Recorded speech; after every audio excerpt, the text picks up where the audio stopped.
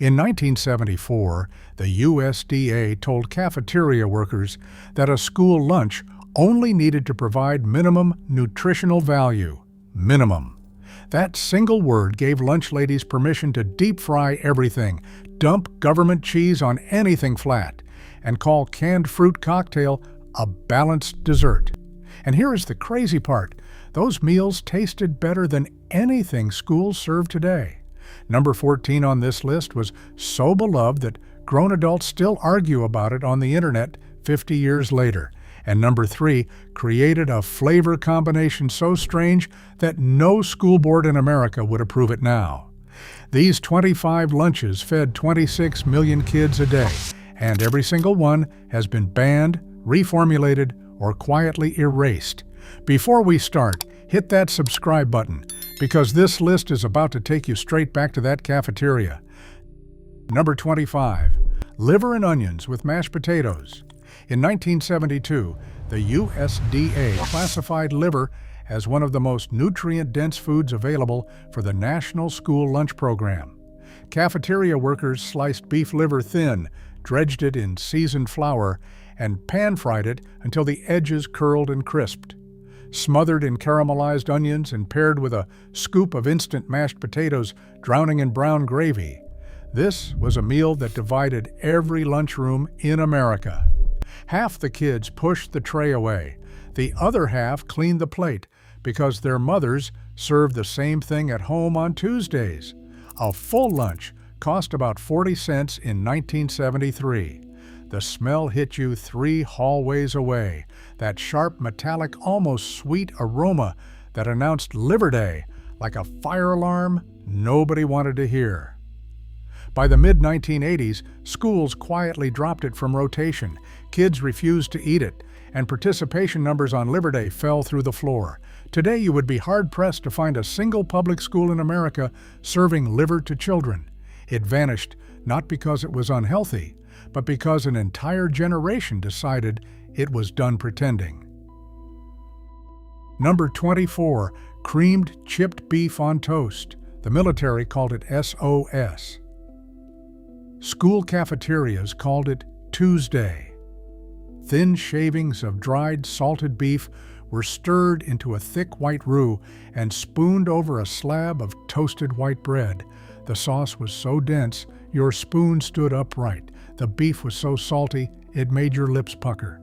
But it was warm and filling, and it cost the school district almost nothing to produce in bulk. Cafeteria ladies made the roux in enormous steel pots, whisking flour and butter and whole milk until the kitchen fogged with steam. They shredded the chipped beef by hand, dropping the slivers into the bubbling sauce. Children who grew up on this either remember it fondly or shudder at the memory. There is no middle ground. By the late 1970s, sodium guidelines began tightening. Chipped beef, already borderline jerky in salt content, became one of the first casualties and never came back. Number 23. Tater tot casserole. In cafeterias across the Midwest, this was the undisputed king of the hot lunch line. A deep hotel pan layered with seasoned ground beef, cream of mushroom soup straight from the industrial-sized can, and a golden crown of frozen tater tots baked until the edges went dark and crispy. The tots on top stayed crunchy, while the meat and soup below turned into a thick, savory slurry that children spooned up like gravy. Some districts added green beans, hiding vegetables beneath the potato layer in a move that fooled absolutely nobody but satisfied the USDA checklist. A serving cost the school about 12 cents to produce. Lunch ladies loved it because prep took 20 minutes and the oven did the rest. Kids loved it because it tasted like something their mom would actually make at home. Modern nutrition standards killed the tater tot casserole. Too much sodium, too much fat, too many processed ingredients in a single dish. But ask anyone who ate school lunch in 1975, and they will tell you that nothing on today's menu comes close. Number 22. Fruit cocktail in heavy syrup. That small white bowl of diced peaches, pears, grapes, and mysterious bright red cherry halves showed up on nearly every lunch tray in America throughout the 1970s. The fruit arrived at schools in number 10 cans, swimming in a sugar syrup so thick you could see it coat the spoon. USDA commodity programs shipped millions of cans to school districts every year, making fruit cocktail the default dessert for an entire decade. Children picked through the bowl, hunting for the cherries first. The grapes went next. The pears sat abandoned in the syrup until the tray hit the garbage. When dietary guidelines tightened and schools were forced to reduce added sugars, the heavy syrup version was replaced by fruit packed in juice or water. The taste was never the same. That cloyingly sweet, almost candy-like syrup was the entire point, and without it, the fruit cocktail lost its reason for being on the tray. Number 21, beef stroganoff on egg noodles. Ground beef browned with onions, stirred into a sauce made from cream of mushroom soup and a generous dollop of sour cream, then ladled over a mound of wide egg noodles that soaked up every drop. The noodles went soft and slippery under the weight of the sauce. The whole thing arrived on the tray looking beige and unimpressive, but the flavor was comfort itself. Schools could stretch 5 pounds of ground beef across 60 servings with enough noodles and enough soup. And unlike Liver Day, Stroganoff Day saw almost zero waste. Kids scraped the tray clean with their roll. The dish faded as schools moved away from heavy cream-based sauces and full-fat sour cream. Reduced-fat substitutions never captured the same richness. The real version, the one your cafeteria lady stirred in a pot the size of a bathtub, is gone. Number 20. Bologna sandwiches with American cheese. There was nothing fancy about this lunch. 2 slices of white bread, a thick round of Oscar Mayer bologna, a square of individually wrapped American cheese that never quite melted, a smear of yellow mustard if you were lucky, and that was it. The entire meal cost the district about 8 cents per sandwich. Bologna was the cheapest processed meat available through USDA commodity channels, and American cheese came in 5-pound government blocks that could build a wall.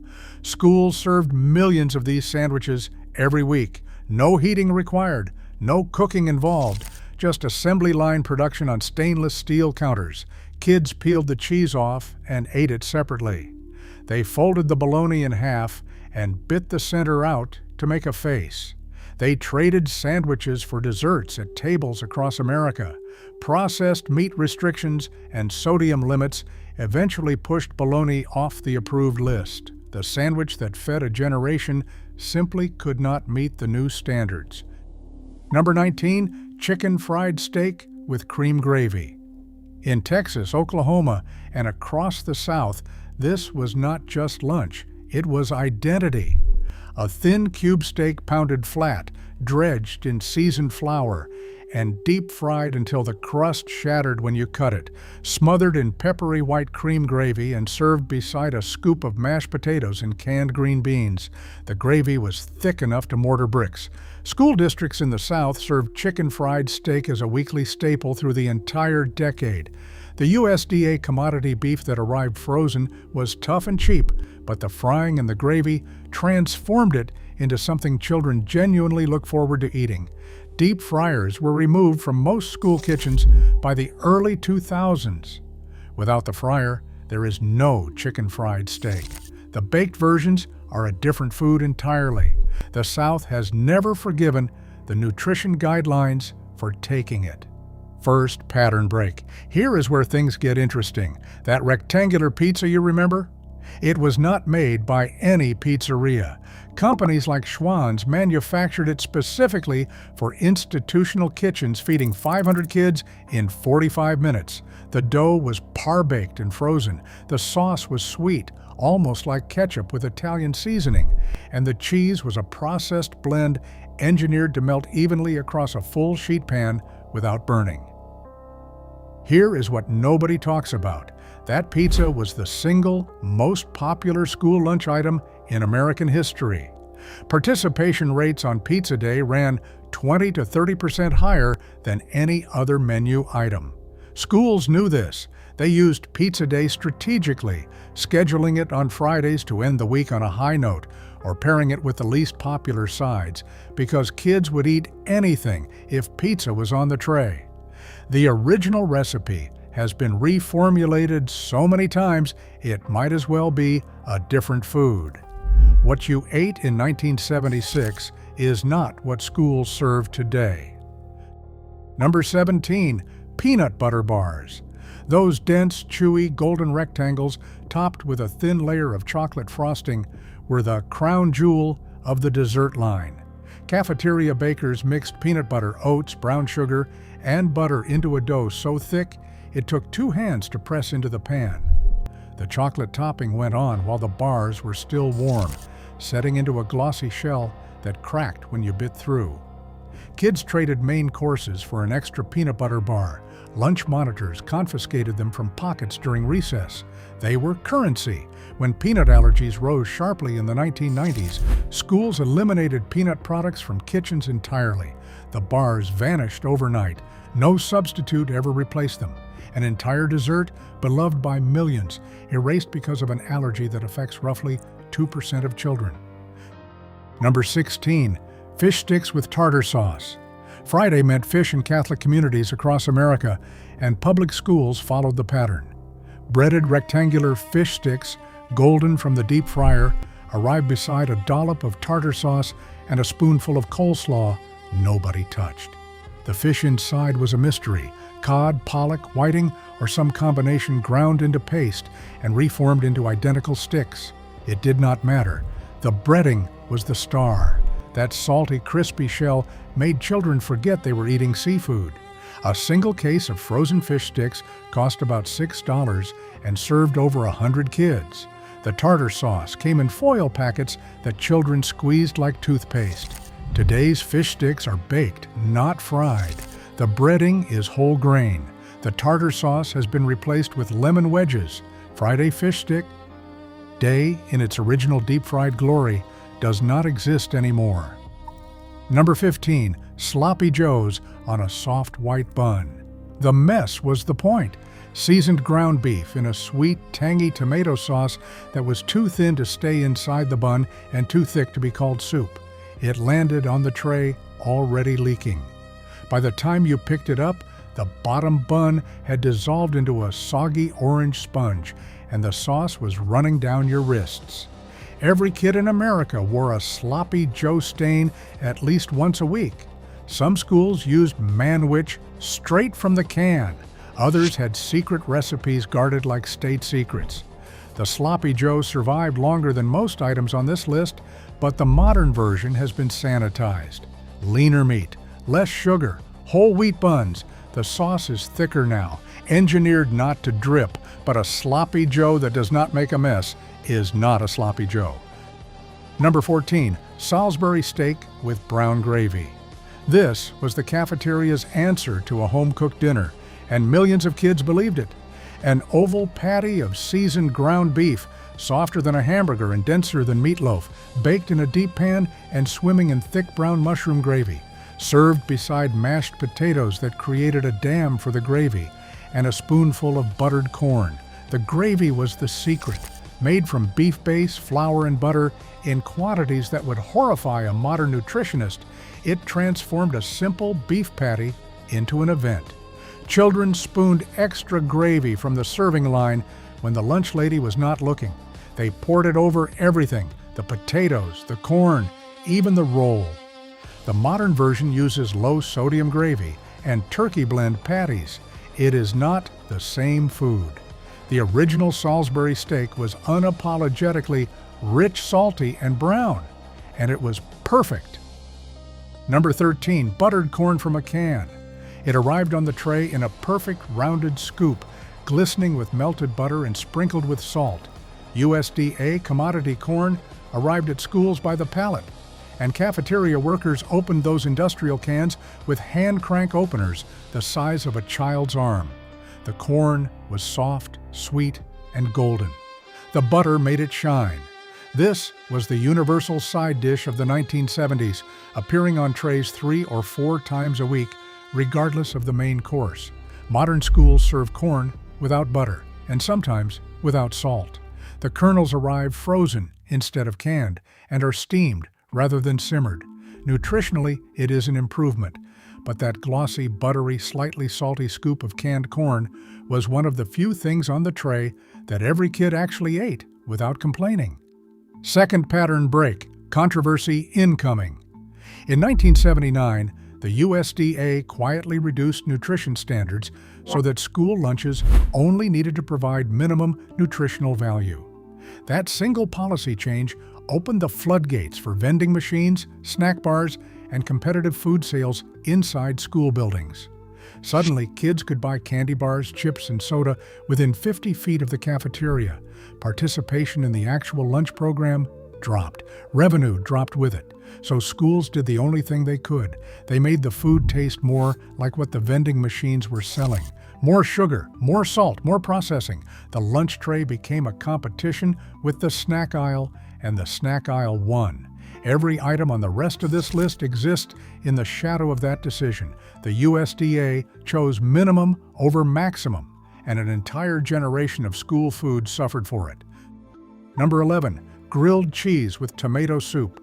2 slices of white bread, 2 slices of American cheese, pressed on a griddle until the bread turned golden and the cheese melted into a gooey bridge between the halves, paired with a styrofoam cup of Campbell's tomato soup, bright orange red and hot enough to scald. Dipping the corner of the sandwich into the soup was a ritual performed identically by children in every state. The soup came from institutional cans the size of paint buckets. The cheese was government commodity. The bread was the cheapest white loaf the district could source. None of that mattered because the combination was perfect.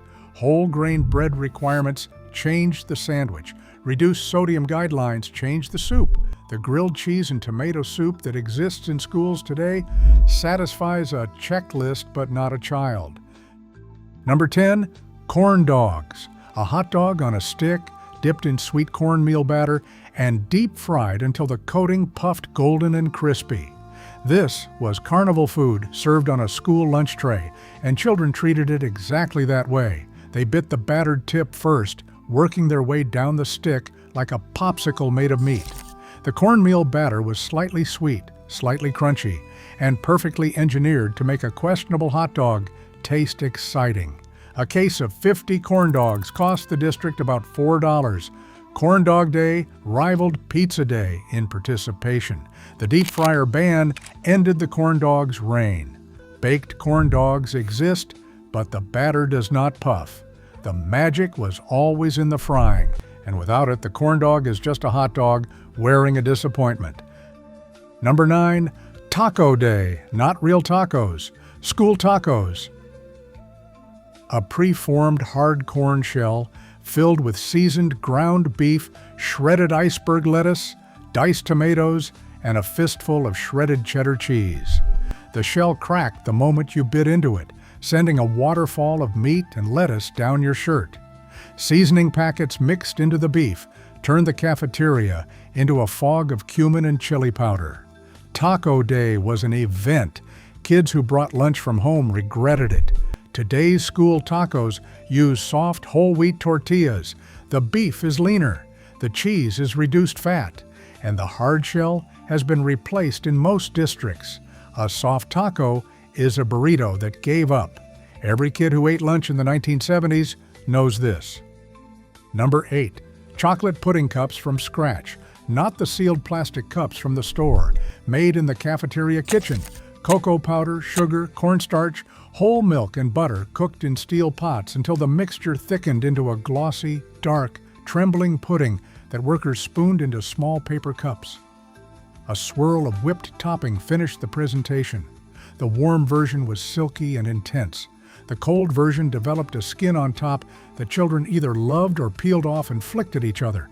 Instant mixes replaced scratch-made versions by the early 1980s.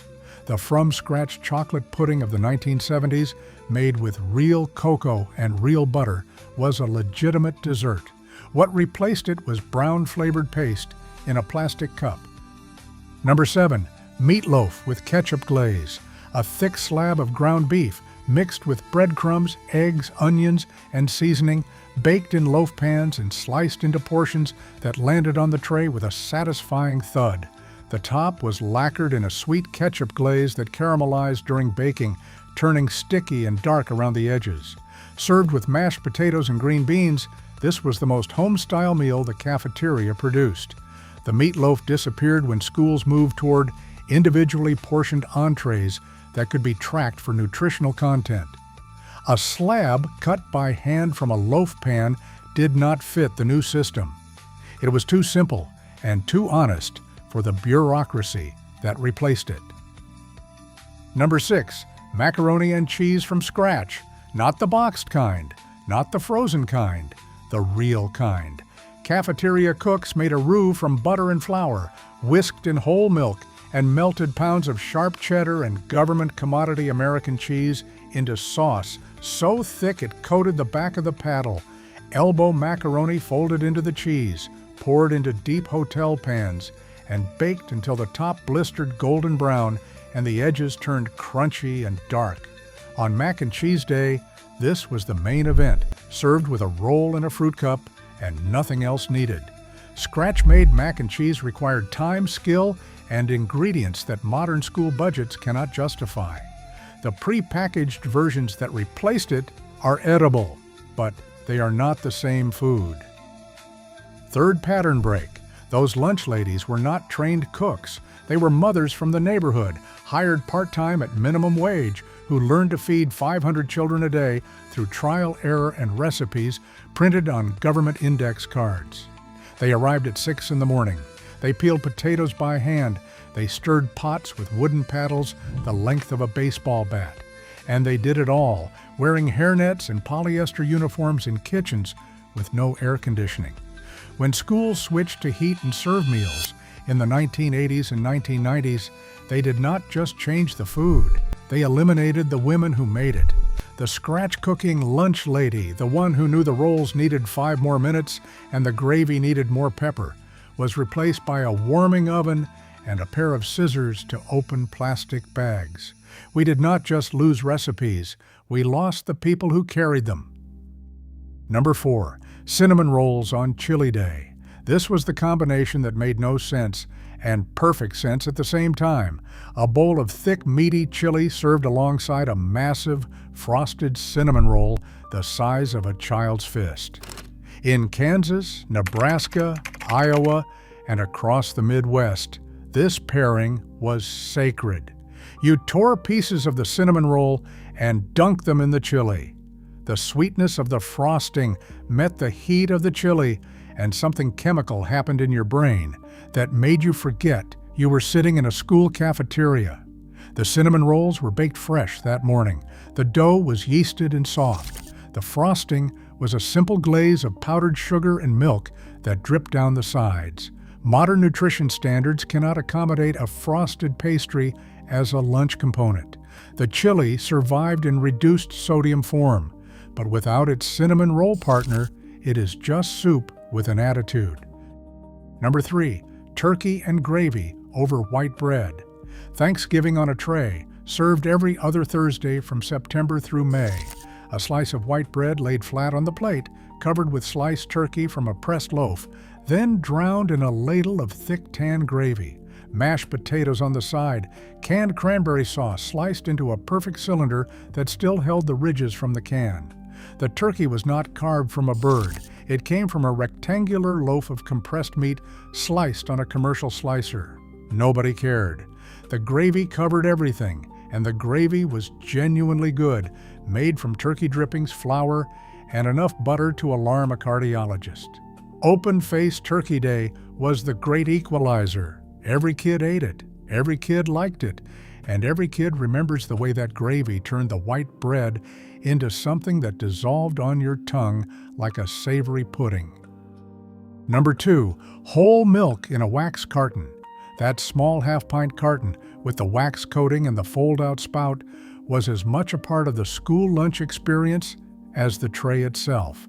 Chocolate milk was the prize. Strawberry, where it existed, was legendary. Plain white was accepted with resignation. Children opened the carton wrong, crushing the spout, and creating a leak that dripped down their chin all through lunch. Others mastered the two-thumb technique, popping the spout clean on the first try. The USDA required schools to offer milk with every meal, and whole milk was the standard through the 1970s and beyond. When the Healthy Hunger-Free Kids Act took effect, whole milk was banned from school cafeterias. Only 1% and skim milk were allowed. That rich, creamy whole milk from the wax carton was the drink of an era. Its absence from the modern lunch tray is one of the most debated nutrition decisions in American education. Number 1, the rectangular sheet pan pizza. Nothing else could top this list. This was the single most iconic school lunch item in American history, and it is gone in its original form. A thick, spongy, almost bread-like crust baked in enormous sheet pans and cut into perfect rectangles. A sweet, tangy tomato sauce that tasted nothing like any pizza sauce served in any restaurant anywhere. And a layer of melted processed cheese that stretched when you pulled a piece away and left strings hanging from your chin. The edges were the prize, chewy and slightly burnt, with a ridge of extra sauce where the cheese met the crust. The center pieces were soft and floppy, requiring the two-hand fold technique to eat without losing toppings. Schools served it every Friday. Attendance spiked. Lunch participation hit its peak. Pizza Day was the one day every kid in America, from Anchorage to Miami, was eating the same thing at the same time. The original recipe used full-fat cheese, white flour crust, and a sauce sweetened with corn syrup. Every single one of those ingredients has been reformulated or replaced. The pizza that appears in schools today shares a name with the original, but nothing else. Every adult who ate the 1970s version knows the truth. That pizza is gone, and nothing has replaced it. Tell me which one you remember most. The rectangle pizza, the cinnamon roll dunked in chili, that Salisbury steak gravy you poured over everything? Drop it in the comments. These were not just school lunches. They were the last time an entire generation ate the same food at the same time in the same place. And we will never get that back.